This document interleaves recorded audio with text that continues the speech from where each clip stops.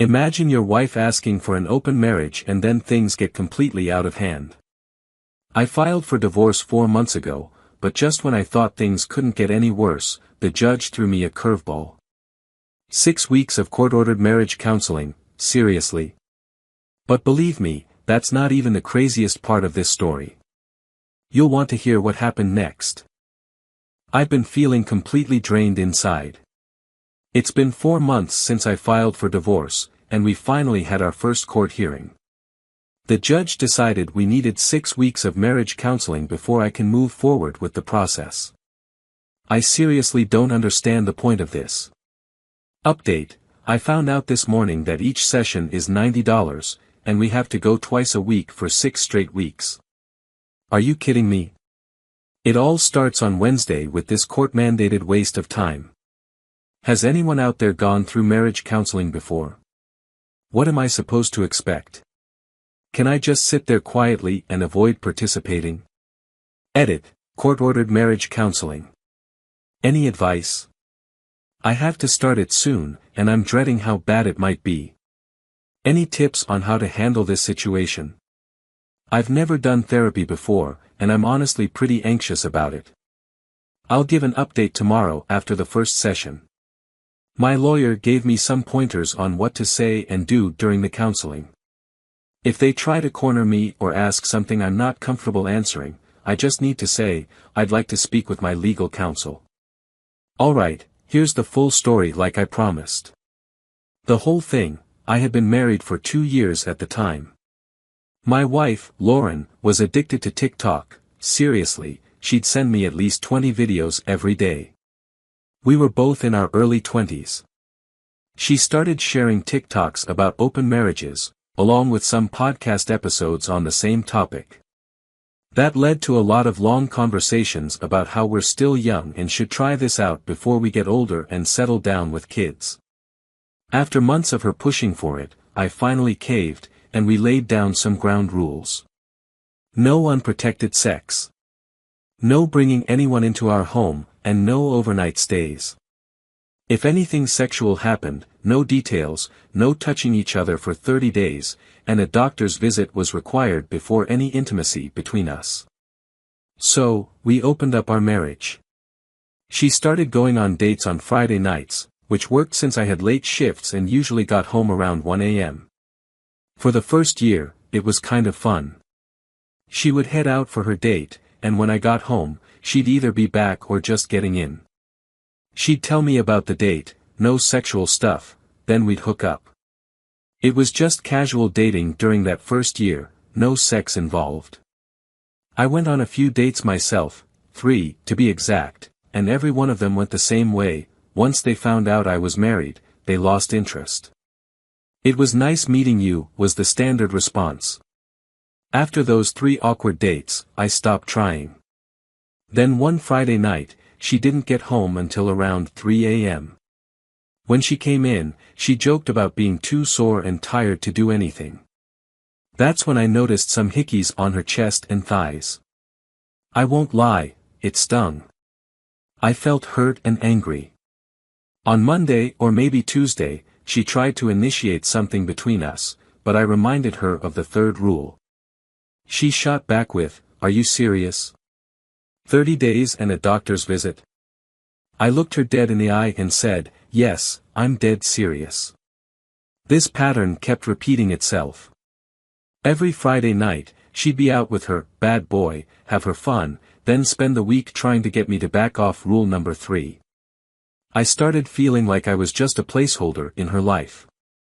I began distancing myself, working extra hours, or simply leaving the house, even if it was just for a walk.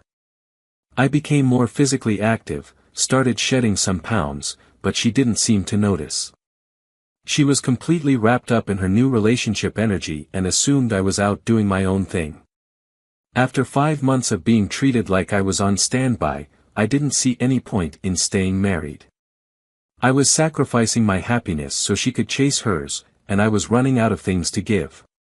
At that point, she hadn't technically broken any rules, but every time I brought up the idea of her taking a step back from this guy, she'd accuse me of overreacting or making a big deal out of nothing.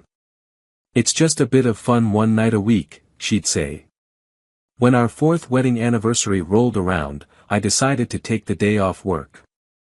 I cooked a nice dinner for us and cleaned the house from top to bottom. She got home at 4, jumped straight into the shower, got all dressed up, and casually told me she was heading to a bar to watch a local band. She didn't even mention our anniversary. It hit me like a ton of bricks. I was crushed. I woke up on Saturday morning, around 9 a.m., and realized she still hadn't come home. That was it, she had broken our second boundary. I sent her a single text: "You've crossed the line by staying over. I'm done." By 11:30, she was calling me, explaining how she only meant to close her eyes for a second and ended up passing out by mistake. It was an accident. I'm so sorry. It won't happen again, she pleaded. My refusal to even entertain the conversation seemed to snap her out of her fog a bit. She ended up showing up at my job just before we opened and caused a huge scene right in front of my coworkers and the owners. I finally managed to calm her down, and she left, but I promised we could talk about it on Sunday. That night, when I got home, she tried to initiate sex with me again. I reminded her of Rule 3. That's when she said she was done seeing the guy and wanted to close the marriage and work on fixing things between us. Apparently, she had freaked out when she saw my text, especially after he made fun of her for it. She finally realized what a jerk he was. Every day after that, she tried to get close to me again, but it wasn't working.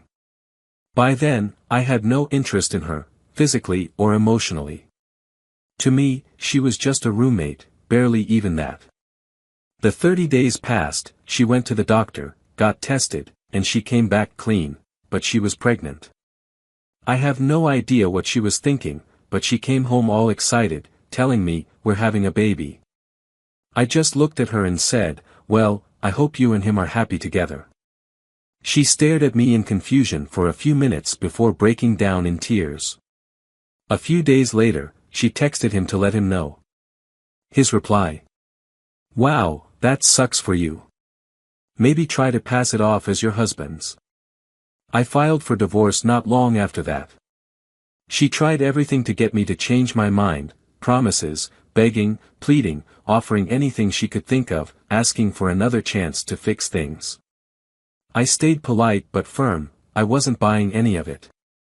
Unfortunately, we were stuck living together until the lease ended. We settled into a new routine. She'd try to get intimate with me, I'd turn her down, she'd get upset, and I'd go for a run to clear my head. My resentment towards her kept growing, just like her baby bump. About 3 weeks ago, she came into my room to talk. She had brought home pizza and started by saying how being pregnant was making her feel incredibly horny all the time. She tried again to get me to sleep with her. By that point, my patience was wearing thin. I told her, "Sorry, but I'm not into fat chicks. Maybe try Tinder, someone there might be into it." She left the room crying. Oh, and we had our first divorce hearing recently, and the judge threw in 6 weeks of court-ordered marriage counseling for us. We've gone to 2 sessions so far, but they've just been introductory meetings. They talked to us separately to hear both of our sides, I guess. Honestly, I just want to get this over with so we can move on. Last Sunday was my birthday. The Friday before, she asked if I'd spend my birthday with her to celebrate. I turned her down. She kept pushing, and I finally snapped. I told her, "I don't waste special occasions on you anymore. The last one was our 4th anniversary, and you went out to get knocked up by some loser pothead." I left her standing in the kitchen, crying, and went off to work. I told her I'd see her Monday for our next round of court-ordered counseling. Monday morning, I showed up for our marriage counseling session, but she didn't. I tried calling her, no response. I called a few of her friends, same result. Finally, I reached out to her parents, and they told me she'd been arrested early Sunday morning for DUI and reckless endangerment. They were already on their way to deal with it. I offered them the house to stay at, while I planned to crash at a buddy's place. Meanwhile, my lawyer contacted the judge, and things got fast-tracked. By Friday, my divorce was officially finalized. Yesterday, I helped her parents pack up some of her belongings, and today I'm heading over to help them load the U-Haul they rented. She's getting out tomorrow, and they're taking her back home with them. She's asked to see me, but I just think that would make things harder for both of us. It's time to move on. Edit, looking back, I'm feeling a bit guilty, life after divorce. It's been a little over a week since my divorce became official, and I keep replaying everything in my head. I feel guilty that I came out of it mostly unscathed, and maybe even better off in some ways. Meanwhile, she's still stuck in that mess and not making any progress. I had to change my phone number, delete my Facebook, and I can't even answer calls at work without worrying. The only relief I have is knowing she's an 8-hour drive away at her parents', so she can't just drop by. But she's still trying to reach me through her friends. I was naive to think that once the divorce was final, I could just start fresh. Final update, hopefully last Thursday, I got a call from my ex-wife. It was the first time we'd spoken since the divorce was finalized. We talked for about 45 minutes. She'd been reflecting on everything and apologized for the specific things she did during those 5 months when she put me on the back burner, and for the 6 months she spent trying to stop the divorce. She said she needed closure and hoped that one day I could forgive her and stop hating her. I told her I had already forgiven her and wished her a good life. I told her to move on and forget about me. She promised to honor my request for no further contact. I'm working on moving forward with my life. I've even started rebuilding my relationship with my parents, who I hadn't spoken to in 7 years. Edit, the other night, I went out with some friends to catch a show. As we were leaving, I held the door for 2 women, and they started yelling at me, calling me a misogynistic pig. I let go of the door and started walking away, but they followed me out to my car, completely losing it and getting physical. I'm 27, and I've never experienced anything like that before. Since then, I've noticed more outright rude behavior from women lately. Is this how feminists typically act? I believe in treating everyone equally, but does that mean if they hit me, I should have hit them back? Okay, let's see. Another story that ended badly. I'm a 36-year-old woman, and I ruined my marriage with my 33-year-old husband by pushing for an open relationship. Is there any way to fix it? Before you start, please don't bash me. I know I've been a horrible wife, and I don't need anyone else telling me that. My husband and I have been together for 11 years, married for 7, and we have a 4-year-old son. Shortly after we got married, I realized I wasn't happy with our sex life, so I asked him about having threesomes. He said, never, but I kept at it until he gave in, and we had one, with another woman, not a man. That just made things worse. Eventually, I pushed for us to start swinging. He was against it at first, but again, I managed to wear him down. After only a few times, the group told us we weren't welcome anymore because my husband kept leaving in the middle of everything, which made people uncomfortable. We argued about him embarrassing me, and he retreated into himself for a few days. When we finally talked again, I brought up the idea of an open marriage, and he agreed immediately, just to avoid me nagging him until he caved. Anyway, while I was able to find one-night stands and friends with benefits pretty easily, he wasn't having the same luck. I went through a long line of partners, and the resentment he felt toward me just kept growing. It was like he became this broken, loveless version of himself. Then, last July, everything shifted. He started hanging out with a group of younger people, all in their early 20s. They really liked him, especially this girl I'll call Vicky. The very day they met, he slept with her, and since then, they've been seeing each other for almost a year and a half now. I've met Vicky, and she's everything, gorgeous, smart, creative, and full of energy. She's even working on her PhD. On top of all that, she looks just like his biggest celebrity crush. I didn't go looking for it, but one day, I bumped his computer mouse and accidentally saw a Facebook conversation between them. In it, he was talking about how much he regrets marrying me and how much he hates the open relationship, but at least it led him to meet her.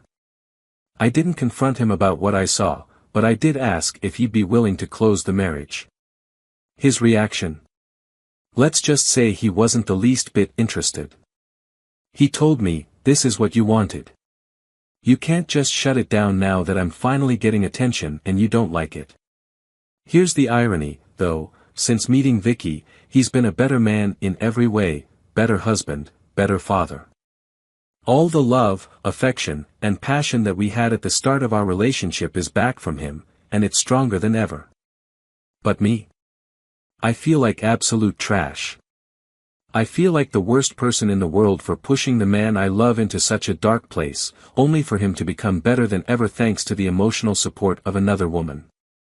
I know it's all my fault, but I don't want this open marriage anymore. She's taking him away from me, and honestly, I deserve it. I've learned my lesson the hard way, and I swear I'll be a better wife. I'm drowning in jealousy. I just want him to be mine again. This is the lowest point I've ever been at. I'm willing to do anything it takes to improve myself and fix our relationship. I know I've been horrible, but please don't be too harsh on me. I'm already paying for my mistakes, and I won't ever make the same ones again, whether it's with him or if I end up with someone else in the future. Let's see what people have to say. Are you seriously asking for advice here? If you want to know how to fix it, leave him. Let him hold on to whatever dignity he has left. After everything he's done for you because you pressured him into it, and it's clear he didn't want any of it. Now you've got the nerve to ask how to fix things. You need to go. You're a messed up excuse for a wife. If this is all true, good for him. You need therapy, both for yourself and as a couple. You say you'll do better, but you only want him now because he's happy with her, not with you. You're feeling low because you've seen how great he can be again. That's selfish. If you really care about him, accept that he's happy with her. I have a feeling if you try to close the marriage, he'll leave. In fact, I think he might leave you either way. This sounds like a made-up story. Let's break it down. You weren't satisfied with your sex life, so you pushed him into threesomes that he clearly didn't want. When that didn't satisfy you, you pressured him into swinging, and he was so uncomfortable that he kept leaving early, which embarrassed you. Then, when that wasn't enough, you convinced him to open the marriage, and let's be honest, you didn't care about anyone but yourself. You hooked up with countless guys while your husband stayed home, trying to cope with the fact that his wife was completely disregarding him as a person. Now, he's found someone who actually cares about him, who's there for him emotionally in a way you never were. And now, you're older, your options are dwindling, and the tables have turned. What else is there to say? Another story, my pregnant fiancé cheated on me. We'd been together for 8 years. My fiancé and I had been going through a rough patch in our relationship. We'd been together for 8 years, and by January 2024, the fighting and arguing had gotten so bad that we decided to take a break. We agreed to separate from January 28 until mid-March. After that, we got back together, and for a while, it felt like the best month we'd ever had. We both talked about starting fresh and promised that neither of us had been with anyone during the break. But the way she couldn't say it without smiling rubbed me the wrong way.